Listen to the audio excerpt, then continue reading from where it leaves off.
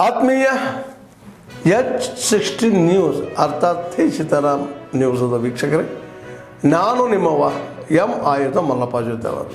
ತಾವು ಈಗ ಸುದ್ದಿಗಳ ಲೋಕಕ್ಕೆ ಎಂಟ್ರಿ ಹೊಡಿತಾ ಇದ್ದೀರಿ. ಈ ಸುದ್ದಿಗಳನ್ನು ಪ್ರತಿಯೊಂದು ನೋಡೋ ಜೊತೆಗೆ ನಿಮ್ಮ ಅಭಿಪ್ರಾಯಗಳನ್ನು ಹಂಚ್ತಾ ಇರಿ. ಯಾಕಂದರೆ ಈ ಸುದ್ದಿಗಳು ನಿಮಗಾಗಿ, ನಿಮ್ಮ ಬದುಕಿಗಾಗಿ, ನಿಮ್ಮ ವೈಚಾರಿಕೆಗಾಗಿ, ನಿಮ್ಮ ತಿಳುವಳಿಕೆಗಾಗಿಯೂ ನಿಮಗೂ ಗೊತ್ತು. ಜೊತೆಗೆ ನಮಗೂ ನಿಮ್ಮೊಂದಿಗೆ ಇದೊಂದು ಮಾತಾಡುವಂಥ ಜೊತೆಗೆ ಸುದ್ದಿಗಳನ್ನು ಬಿಡುವಂಥ ಕೆಲಸ. ಈ ಕೆಲಸದಲ್ಲಿ ನಾವು ನಿಮ್ಮೊಂದಿಗಿದ್ದೀವಿ ಅಂತ ಹೇಳ್ತಾ ನೋಡ್ತಾ ಇರಿ ಸುದ್ದಿಗಳನ್ನು. Gathering of distinguished friends from the energy sector. Thank you very much for giving me this opportunity. I'd like to also congratulate the India Energy Alliance and all partners for curating and bringing together this ecosystem where clean energy, storage technologies, green hydrogen and e-mobility solutions are taking the country forward in this very important and focused vision to make India energy sufficient, to have renewable sources of energy power the growing needs of India, and to, in the years ahead, make sure that we are looking at more and more renewable sources of energy round the clock, 24 hours, in which your role for energy storage, whether it's batteries, whether it's pump storage, whether it's hydro storage. I mean, there's so many different ways, geothermal, in which you can look at energy storage powering the growing needs of India in the future.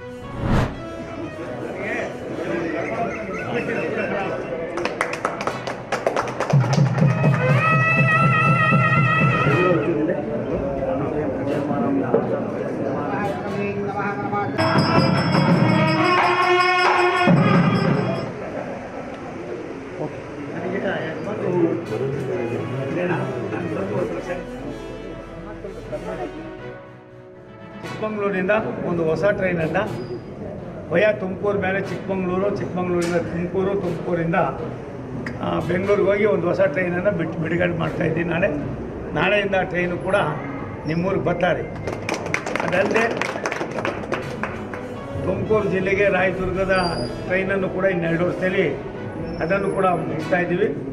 Mostly ಈ ವಾರದಲ್ಲೇ ಮುಂದಿನ ವಾರದಲ್ಲೇ ಬಂದು ಅದೆಲ್ಲವನ್ನು ಕೂಡ line ಮಾಡೋದಕ್ಕೆ ಇವಾಗ 2-3 ಕಡೆ ಇನ್ನೊಂದು 78 kilometre line ಆಗಬೇಕಾಗಿದೆ. ಅದನ್ನೆಲ್ಲವನ್ನು ಕೂಡ ಮುಗಿಸ್ತಕ್ಕಂಥ ಕೆಲಸ ಮಾಡ್ತೀವಿ. ಅದೇ ರೀತಿ ತುಮಕೂರು ದಾವಣಗೆರೆಯನ್ನು ಕೂಡ ಒಂದು ಹಂತಕ್ಕೆ ತಂದು ಅದು ಕೂಡ ಕೆಲಸ ಪ್ರಾರಂಭ ಮಾಡಿಸ್ತಾ ಇದ್ದೀನಿ. वो फिर इस पर ध्यान देके फोकस करके इसको इम्प्लीमेंट करेगी, और नहीं तो आया कुछ और ठीक से इम्प्लीमेंट नहीं हुआ तो कोई परिणाम नहीं आएगा.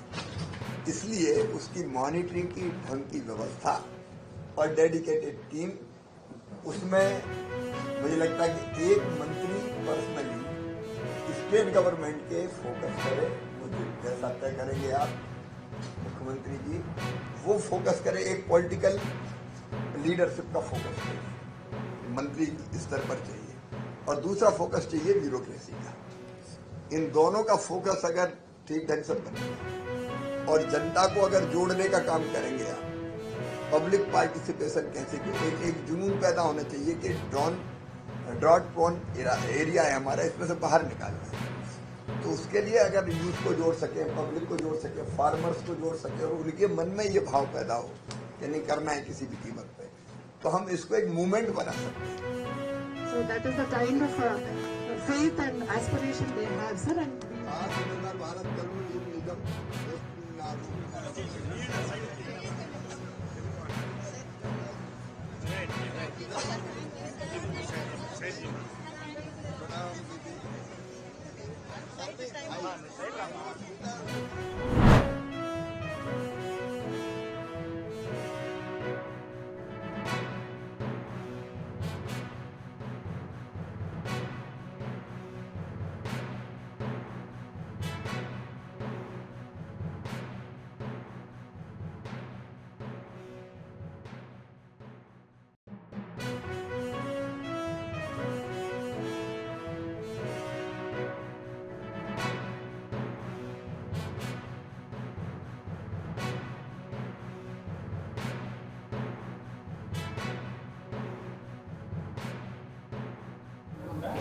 ಭಾಳ ಸ್ಪಷ್ಟವಾಗಿ ಹೇಳಿದ್ದಾರೆ.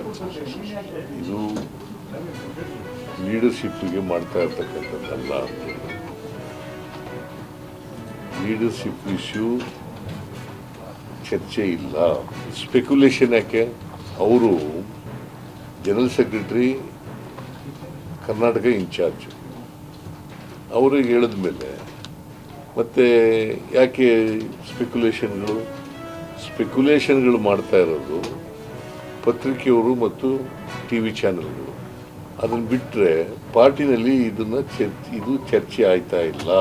ನಾವು ಹೇಳಿದ್ದೀವಿ, ಹೈಕಮಾಂಡ್ನವ್ರು ಏನು ಡಿಸಿಷನ್ ತಗೊಂಡ್ರು ಕೂಡ ಒಪ್ಕೋತೀವಿ ಅಂತ ಹೇಳಿದ್ದೀವಿ. ಅದನ್ನು ನಂಬರ್ ಆಫ್ ಟೈಮ್ಸ್ ಹೇಳಿದ್ದೀನಿ, ನಾನು ಅನೇಕ ಬಾರಿ ಹೇಳಿದ್ದೀನಿ. ಹೈಕಮಾಂಡ್ನವ್ರು ಏನೇ ಡಿಸಿಷನ್ ತಗೊಂಡ್ರು ಕೂಡ ಆ ಡಿಸಿಷನ್ಗೆ ನಾವು ಅವಾಯ್ಡ್ ಆಗಿರ್ತೀವಿ. ಡಿ ಕೆ ಶಿವಕುಮಾರ್ ಹೇಳಿದ್ದಾರೆ, ನಾನು ಹೇಳಿದ್ದೀನಿ. ಸುರ್ಜೇವಾಲಾ ಅವರು ಭಾಳ ಸ್ಪಷ್ಟವಾಗಿ ಹೇಳಿದ್ದಾರೆ, ಲೀಡರ್ಶಿಪ್ ಪ್ರಶ್ನೆ ಇಲ್ಲವೇ ಇಲ್ಲ ಅಂತ ಹೇಳಿದ್ದಾರೆ, ಚರ್ಚೆ ಇಲ್ಲವೇ ಇಲ್ಲ. ಆದ್ಮೇಲೆ ಎಲ್ಲ ಸುದ್ದಿಗಳನ್ನು ನೋಡಿದ್ರಲ್ಲ, ಏನು ಅನಿಸ್ತು ನಿಮಗೆ? ಇದರಲ್ಲೇ ನಿಮ್ಗೆ ಲೈಕ್ ಆಗಿರ್ಬೋದು, ಡಿಸ್ಲೈಕು ಆಗಿರ್ಬೋದು, ಕಾಮೆಂಟ್ ಬೇಡಪ್ಪ ಅಂತೂ ಅನಿಸಿರ್ಬೋದು, ಕಾಮೆಂಟ್ ಮಾಡಬೇಕಪ್ಪ ಅನಿಸಿರ್ಬೋದು, ಶೇರ್ ಮಾಡಬಾರ್ದಪ್ಪ ಅನಿಸಿರ್ಬೋದು, ಅದು ಮಾಡಬೇಕು ಅನಿಸಿರ್ಬೋದು. ಏನಾದರೂ ಆಗಲಿ ಶೇರ್ ಮಾಡ್ತಾಯಿರಿ, ಈ ನ್ಯೂಸ್ಗಳನ್ನ ಹಂಚ್ತಾ ಇರಿ, ಜೊತೆಗೆ ಇದಕ್ಕೆ ಸಬ್ಸ್ಕ್ರೈಬ್ ಆಗ್ತಾಯಿರಿ ಅಂತ ಹೇಳ್ತಾ H16 ನ್ಯೂಸ್ ಅರ್ಥಾತ್ ಹೇ ಸೀತಾರಾಮ್, ಇದು ಸತ್ಯದ ಕೈಗೆ ನಡಿ. ವಂದನೆಗಳು.